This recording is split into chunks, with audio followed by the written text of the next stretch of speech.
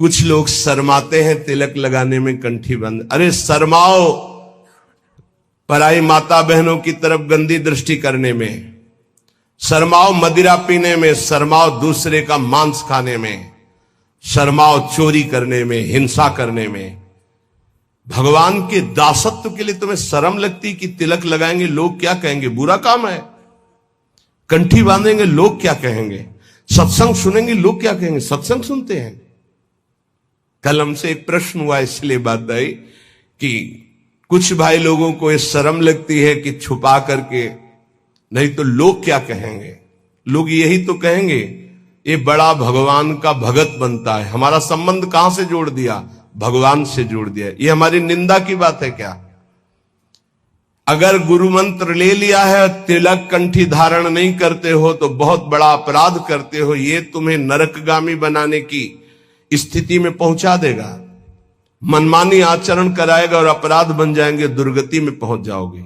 ये दासत्व है जो हम कह रहे हैं, उसको प्रार्थना को मान लीजिए। ये साधारण नहीं कंठी तिलक, केवल कंठी तिलक धारण किए हो और जितनी आज्ञा है उतने माला कर रहे हो और चलते फिरते राधा राधा, तो जीवन में वो स्थिति आ जाएगी तुम्हारी, देखना, जिसमें आनंद ही आनंद होता है, चाहे जैसी परिस्थिति हो, हर परिस्थिति में आनंद। अरे कोई हमारे प्राण लेने की धमकी दे दे कि अगर कल से तिलक लगाओगे तो चौड़ी छाती करके 12 तिलक लगा के घूमना चाहिए, मार। देखते हैं तू जगत का विधाता है या विधान किसी और का है। अगर मरना है तो तू मारे या ना मारे, मरना ही है उसी क्षण। और अगर नहीं मरना है तो काल भी नहीं मार सकता। समुझ जे आए शरण ते डरत ना काल डर। किसी के मजाक करने पर, विनोद करने पर तुम कंठी तिलक और माला छोड़ दो, लोग क्या कहेंगे। धिक्कार है तुम्हारी बुद्धि को जो भजन की तरफ चलने के लिए लज्जा करती है और पाप की तरफ चलने के लिए छाती चौड़ी कर देते हैं। पाप की तरफ लज्जा नहीं आएगी। अरे चौड़ी छाती करो भगवान के दासत्व के लिए। कैसे तुम हो? अकबर आगरे में आया करता था तो देखा जिधर दृष्टि डाले सब तिलक छापधारी राजा लोग बैठे। वो बादशाह था दिल्ली में, प्रधान पद पर बैठा हुआ। उस समय ऐसा था, छोटे छोटे राजा होते थे और उन सब का बादशाह स्वामी होता था, जैसे हर प्रदेश के मुख्यमंत्री और फिर राष्ट्रपति। तो देखा सब राजा तिलक लगा। मेरा फरमान सुना दिया जाए, जो कोई कल तिलक लगा के आएगा तो गरम लोहे से मस्तक दाग दिया जाएगा, मानो मृत्युदंड। अब सब थर्रा गए। बादशाह का फरमान वो तो लागू ही हो जाएगा। दूसरे दिन जितने और राजा थे सब कोई तिलक नहीं लगाए, कोई कंठी नहीं बांधे, मृत्यु का भय। हरिराम व्यास जी के शिष्य मधुकर शाह ने विचार किया कि गुरु प्रदत्त तिलक कंठी है, ये तो एक मुल्क का बादशाह है, अनंत ब्रह्मांडों के बादशाह का ये दासत्व परम सौभाग्य से मिलता है। आपको क्या पता, आपको ऐसा खिलवाड़ लगता है कंठी तिलक? ये खिलवाड़ नहीं है। मंगल सूत्र की महिमा तो सुहागवती ही जानती है ना। कुंवारी कन्या क्या जाने, जिसने वरण ही नहीं किया या व्यभिचार नहीं किया जाने, जिसने पातिव्रत ही नहीं धारण किया। ऐसे ही कुमार्गगामी क्या जाने सत्य मार्ग के इस कंठी तिलक का प्रभाव। तो क्या जरूरत है इसकी, अंदर अंदर भजन करो। ऐसे ऐसे भी बड़े कहने वाले आते हैं, क्या जरूरत है मांग भरने की, क्या जरूरत है सुहाग भरने की। ये वो बातें करते हैं जिनके धर्म नहीं है हृदय में। उन्होंने सोचा गुरु प्रदत्त तिलक कंठी और ये कह रहा है नहीं बांध के आना तो मृत्यु स्वीकारात, सभा में मरूंगा लेकिन कंठी तिलक नहीं उतार सकता। पहले तो अंगरखा पहन के जाते थे, तलवार लगी हुई, आज सब उतार दिया, केवल नीचे की धोती, 12 तिलक, तलवार खोस कर गए। सभा में वैसे तो जाके बंदगी की जाती थी, बिल्कुल बंदगी नहीं की, सीधे खड़े हैं। अकबर ने कहा कि तुमने फरमान नहीं सुना मधुकर शाह? खींच ली तलवार और कहा आपका फरमान एक मुल्क के बादशाह का है, मेरे गुरु का फरमान अनंत मुल्कों के बादशाह का ये दासत्व है। देखते हैं कौन आकर तिलक मिटा देता है। जैसे मानो भगवान नरसिंह का आवेश हो गया हो, सभा थर्रा गई। तत्काल अकबर ने कहा नहीं नहीं, बस मैं ये देखना चाहता था सच्चा तिलकधारी कौन, जय हो तुम्हारी मधुकर शाह। तत्काल बदल गया जिस समय भगवद आवेश में उनका देखते हैं कौन। उन्होंने कहा कि आदेश करो। मधुकर शाह ने कहा आदेश नहीं, प्रार्थना है, निवेदन है, हमारे ब्रजमंडल में कभी भी कोई शिकार न खेले और इस ब्रजमंडल के अंतर्गत किसी के ऊपर कंठी तिलक पर कोई भी आपका फरमान न जारी हो। बोले स्वीकृत है। निष्ठा में सब कुछ होता है। बोले ऑफिस जाना है, कंठी तिलक बांध कर जाएंगे, वो ऑफिस में नौकरी में निकाल दिए जाएंगे। वाह, केवल अपने ही धर्म का त्याग करने पर तुम्हारा भरण पोषण होता रहे तो वही जीवन है क्या? ये तुम्हारी कायरता नहीं है अपने धर्म के प्रति? केवल शरीर पोषण के लिए अर्थ मिले, भोग वासना और धर्म का क्या महत्व रहा? हम अपने धर्म के लिए प्राणों को, अपने राष्ट्र के लिए प्राणों को समर्पित करें तो हमारी जय। ये सूकर कूकर भी उदर पोषण करते हैं, ऐसे अर्थ कमाकर उदर पोषण कर रहे हो और न धर्म न राष्ट्र, तो मतलब क्या रह गया? हरि को दास कहाए के गुनाह करे ना कोई। ये ध्यान रखना चाहिए। भगवान के दासत्व की इज्जत रखो। कंठी और तिलक लगाए हो, तुम कहां खड़े हो, तुम क्या बोल रहे हो, तुम्हारा आचरण क्या है, ये बहुत सावधानी से समाज देखता है। आपकी बात, आपका खड़े होना, आपका बैठना, क्योंकि आप हरि के बहुत बड़े के दास हैं, पार्षद हैं। तो संत महापुरुष जन कह रहे हैं भगवान के दास होकर भगवान की इस दासत्व की इज्जत रखो, मर्यादा रखो। तुम कौन हो? बोले हरि का दास हो। कहां खड़े हो? क्या कर रहे हो? क्या बोल रहे हो? क्या खा रहे हो? कौन सा आचरण कर रहे हो? उस समय सोचो मैं हरि का दास हूं, क्या ये उचित है करना? हरि को दास कहाई के गुनाह करे ना कोई, गुनाह करे ना कोई, जेही विधि राखे रहिए। दुख सुख कैसे पड़े केहू से तनिक न कहिए। बहुत महिमा की बात है। कोई भी ऐसी गलती न करो कि कोई हमारे भगवान को कोष दे। ध्यान रखना, तुम हरि के दास हो, बहुत बड़े स्वामी का ये चिन्ह है। कहीं स्वामी का कोई अपमान न करे, क्योंकि आप जैसे पीले धारण किए हो, कहीं भी गलती करोगे तो गाली सीधे तुम्हारे गुरु को पड़ेगी, चाहे आप चाहे जहां गलती करो। भले ही आप हमसे हृदय से नहीं जुड़े हो, लेकिन वेश धारण किए दासत्व का तो सीधे होगा। किनका? बोले उनका। अच्छा ऐसा, ये दासत्व श्री प्रियालाल का है। कह रहे गुनाह करे ना कोई और जेही विधि राखे रहिए। जैसे तुम्हारे इष्ट रख रहे हो वैसे रहना सीखो।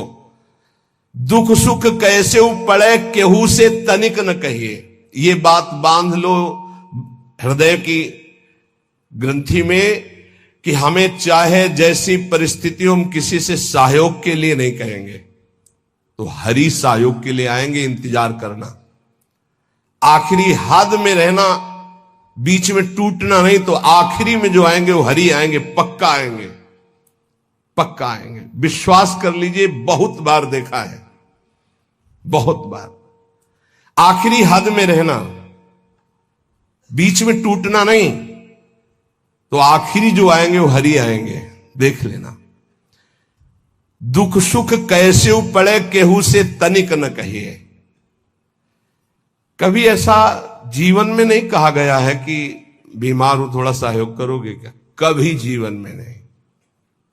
जैसी परिस्थिति, और सेवा में जाने पर कभी आभास नहीं होने दिया कि शरीर कष्ट में है। पूरी यथावत प्रसन्न मुद्रा में सेवा, बाहर निकल गए, फिर लेट गए। कैसी भी परिस्थिति हो सामने जानने न दो, और किसी को अपने हृदय की कमजोरी मत बताओ।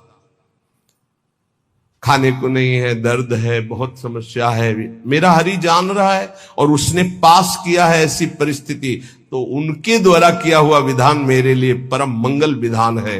रहीमन मन की मन व्यथा रखिए मन में गोए, सुन चले हैं लोग सब बांट न ले है कोई। उपहास करेंगे लोग, कहना नहीं, अंदर की बात केवल अपने हरि से कहो।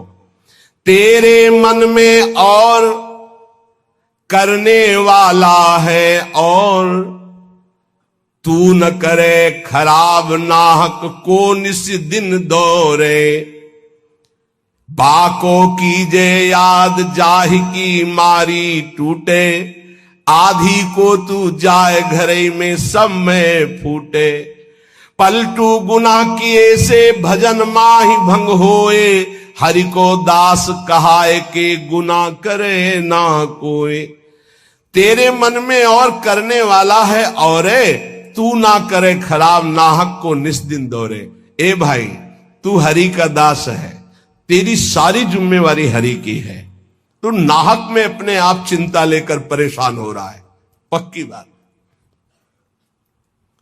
पक्की बात, ये भी सैकड़ों बार अनुभव हुआ है कि हम व्यर्थ में चिंता करते हैं।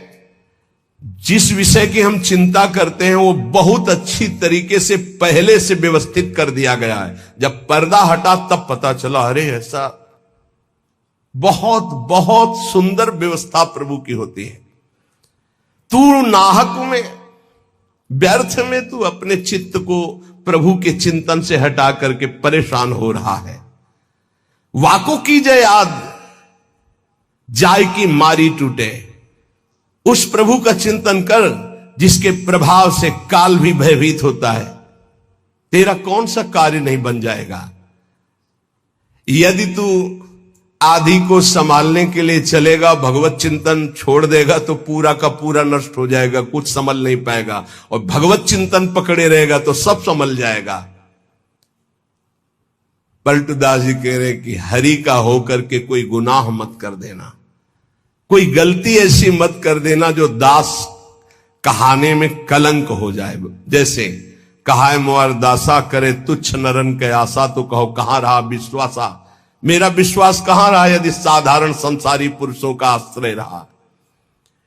पलटू ऐसे दास को भरम करे संसार, भरम करे संसार होई आसन से पक्का।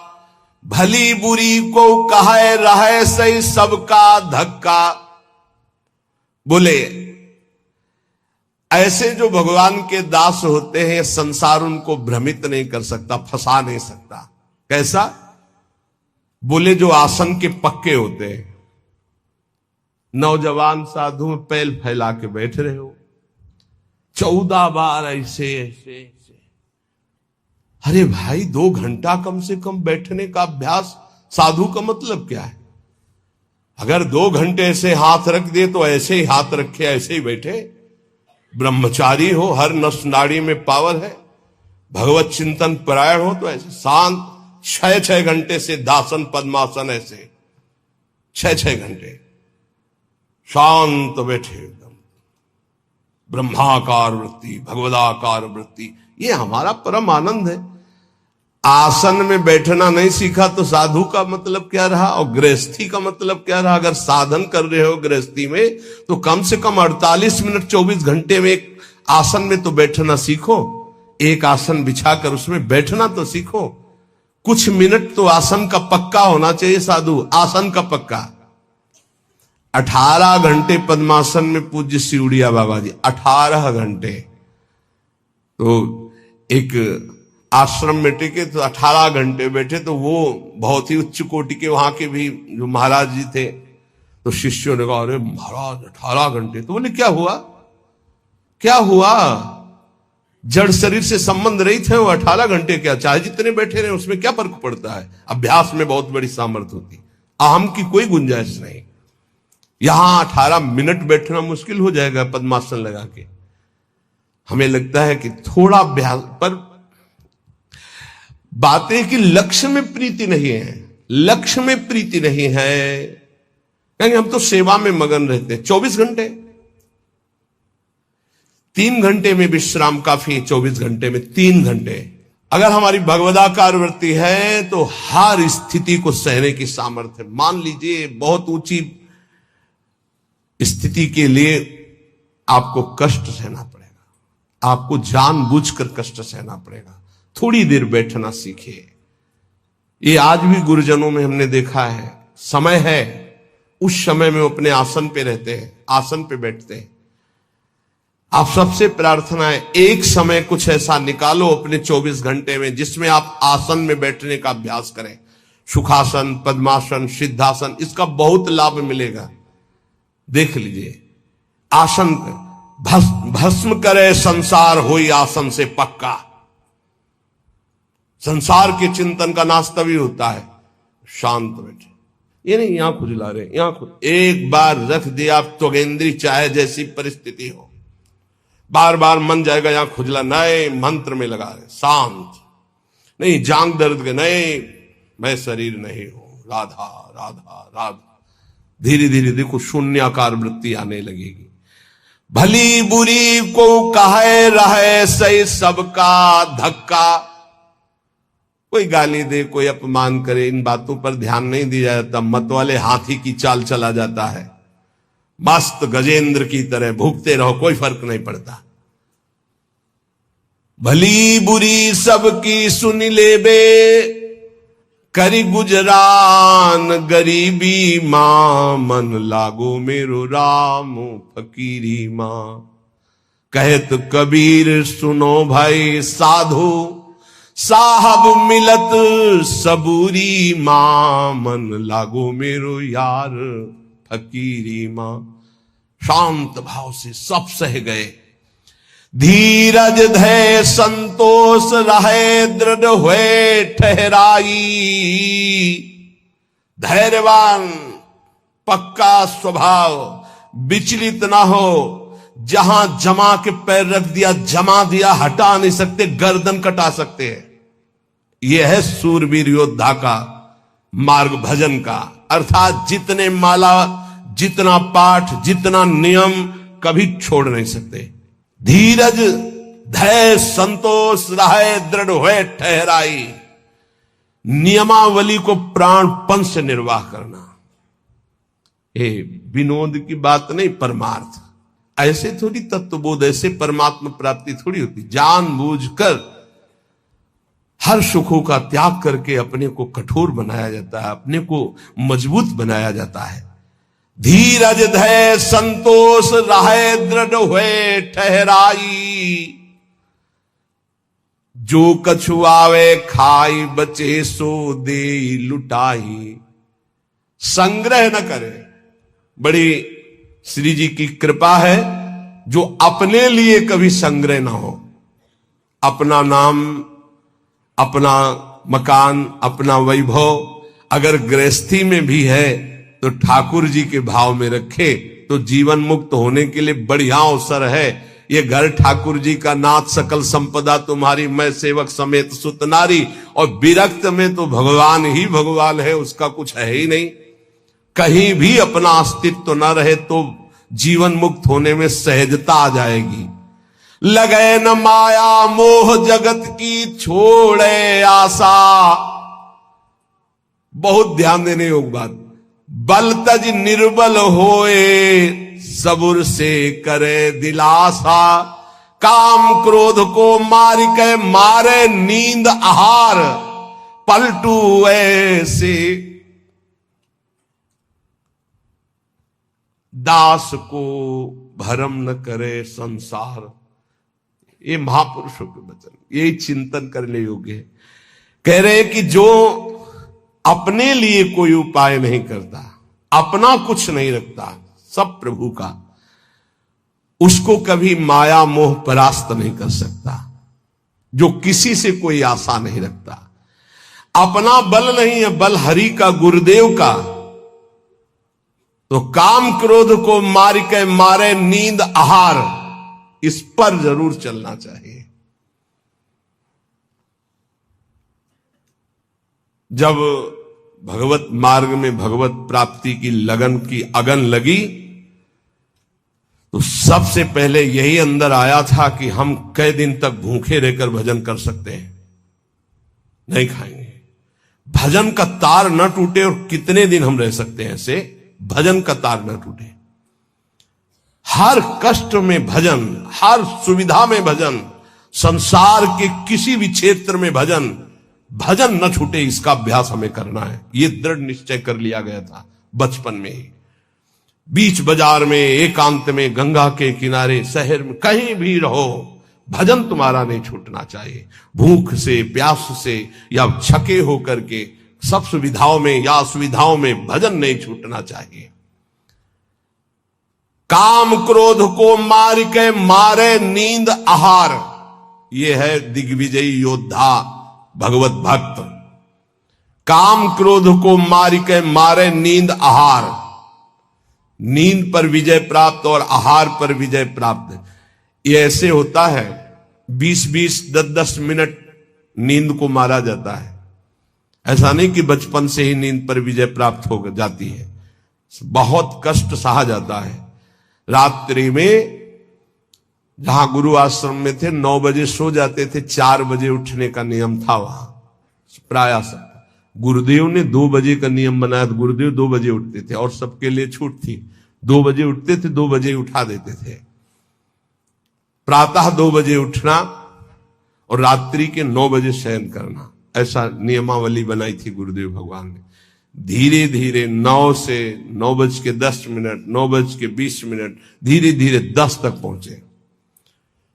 ऐसी लगन जब बढ़ती है, 3 घंटे विश्राम, 12, 1, 2, बस वही लीला यहां चल रही। जो अभ्यास दृढ़ कर लिया जाता है वो अभ्यास दृढ़ हो जाता है। नींद अगर हमको परास्त करे तो साधक कैसा? हम अपना सत्संग भगवत प्राप्ति के लिए होता है, मनोरंजन के लिए नहीं होता। यहां वही बैठेगा जिसे भगवान की कृपा से भगवत प्राप्ति करवानी है, भगवान को वही बैठेगा। काम क्रोध को मार के मारे नींद आहार, अब उल्टा, जो मारे नींद आहार वो काम क्रोध को मार के, जो नींद और आहार को मार देगा वो काम विजयी हो जाएगा, वो क्रोध विजयी हो जाएगा। पक्का समझ लो, आहार से ही काम प्रकट होता, काम से ही क्रोध प्रकट होता। क्रोध और नींद दोनों गुरु भाई हैं, तमोगुण से प्रकट होते। निद्रा आलस प्रमादो तम तत्तामस मुदाहरतम। पलटू ऐसे दास को भ्रम न करे संसार, ऐसे दास को भ्रमित नहीं करती है माया। साहब के दास कहाए यारो, जगत की आस न रखिए। समर्थ स्वामी को जब पाया, जगत से दीन न भाखिए। थोड़ा सा तो सहयोग कर ही दो आप। नहीं,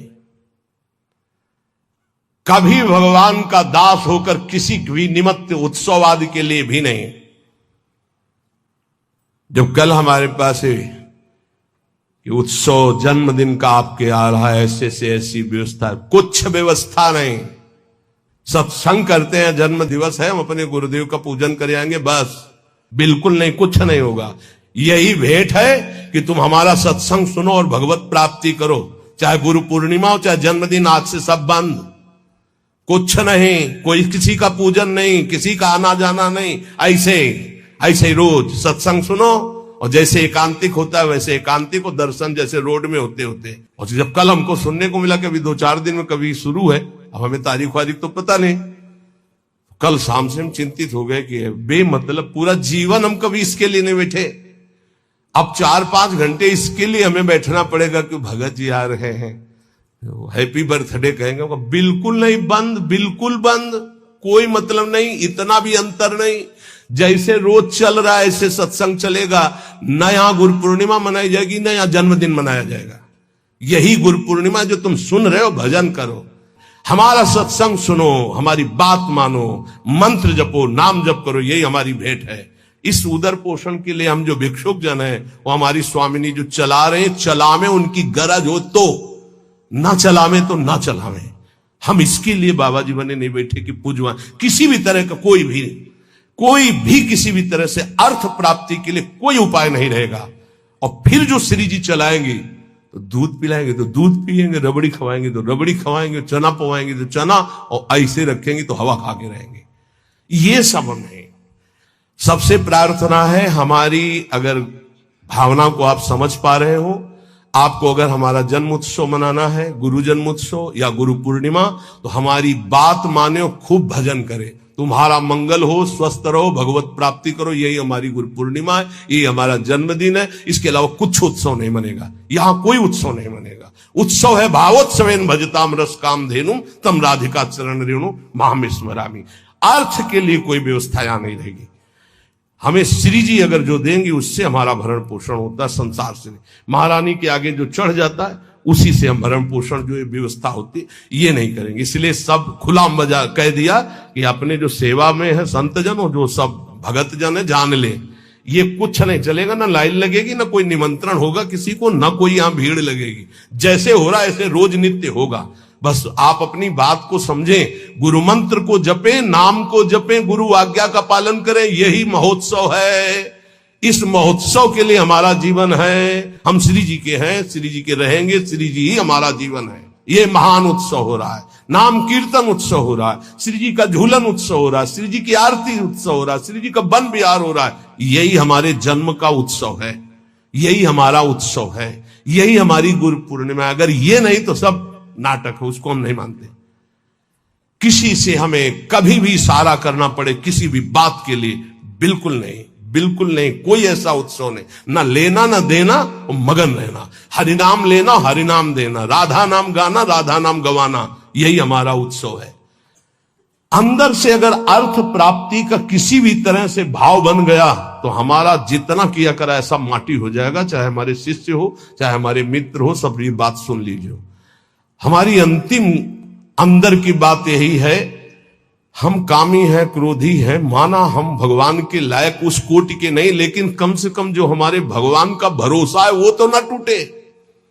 प्रियाजू का भरोसा ना टूटे, चाहे विश्व में कोई भी हो। ये बात समझ लो, अगर भरोसा उनका बना रहा तो आप कुछ भी हो भगवत प्राप्ति हो जाएगी, और भरोसा प्रियाजू का टूट गया तो कुछ भी हो भगवत प्राप्ति नहीं होगी। बात भरोसे की है। यहां जो अभी कहा गया कि पलटू ऐसे दास को भ्रम न करे संसार, ऐसे दास को भ्रमित नहीं कर सकता। कैसे दास को? कि जैसे हमारे इष्ट रखे वैसे हम रहे, जो प्रभु हमें पवायो पार, जैसे प्रभु रखे। गुरु का और शिष्य का संबंध आज्ञा पालन के लिए होता है। आज्ञा पालन ही गुरु पूजा है। अगर गुरु की आज्ञा पालन नहीं तो बाहरी भेंट और माला और रबड़ी रसगुल्ला ये गुरु पूजा नहीं है, ये व्यवहार है। ये हम बाबा जी तुम ढेर सारे कपड़े ले आओगे तो क्या करेंगे? क्या करेंगे इनको? तुम ढेर सारी वस्तुएं ले आओगे, हम क्या करेंगे? अरे उधर पोषण करना, राधा राधा गाना, हमें कुछ नहीं चाहिए। अच्छा, जिस दिन बिजली नहीं होगी, जिस दिन माइक नहीं लगेगा, तो जितना आवाज है उतनी आप तक पहुंच जाएगी। आप धैर्य से सुन लीजिएगा। अर्थ की चाह करने का मतलब है श्री जी से दूर हो जाना। हम खुली बात इसलिए कहते हैं कि घुमा घुमा कर यही माया अंदर आकर के बैठ जाती। कोई व्यवस्था नहीं, किसी का सहयोग की जरूरत नहीं। ये जो भगवत चर्चा हो रही यही व्यवस्था है, इसी को अपने जीवन में उतारो। यहां जुड़ने का मतलब व्यवस्था हमारी तुम्हें संभालने की नहीं, तुम्हारे संभले नहीं संभलेगी। हम फकीरों की व्यवस्था ईश्वर से संभलती है, तुम संसारियों से नहीं। हमारी आंतरिक व्यवस्था है। ये शरीर तो उनके सहारे जैसे चाहे रखे, पूरा जीवन हो गया। अब तो जा रही अंतिम, अब तो शाम होने वाली है। प्रभात से लेकर के दोपहर हो गई और शाम हो गई। एकमात्र साहब का भरोसा, एकमात्र इष्ट का भरोसा, और सत्संग और नाम जप और एकांतिक, ये केवल आपके मंगल के लिए। जिस दिन इसका स्वार्थ आ गया ये भी बंद हो जाएगा। जिस दिन मुझे सुनाई पड़ा कि ये भी बिकने लगा उसी दिन बंद हो जाएगा। वैसे अभी भगवान की कृपा से जितने पार्षद वो पक्के हैं, कहीं हमको ऐसा दोष नहीं दिखाई दिया। सब बेचई वेद धर्म दुइले ही, अगर वो ये जीवन में आ गया तो जीवन बिक गया, किसी काम का नहीं रहा। साहब के भरोसे से हमारा जीवन चलता है। नाम जप करो, हृदय से कहता हूं, मान लो सब साधन भगवान की कृपा से भगवान की प्राप्ति कराने में समर्थ हो, लेकिन अपने को केवल नाम जप पकड़ना है। पूज्य भाई जी से हनुमान प्रसाद पोद्दार जी महाराज, मेरी प्रथम और जीवन की अंतिम अनुभूति, एकमात्र तुम भगवान के नाम जपने का नियम लो, तुम्हें निश्चित भगवत प्राप्ति होगी। बड़े बड़े महापुरुषों, चाहे वो नानक साहब हो, कबीर साहब हो, चाहे जितने बड़े बड़े सब संतों की जब वाणियों का एकांत में अवगाहन हुआ, तब हम चिल्ला चिल्ला के कहते नाम नाम नाम, केवल नाम, और अपने जीवन का सार नाम, राधा राधा राधा।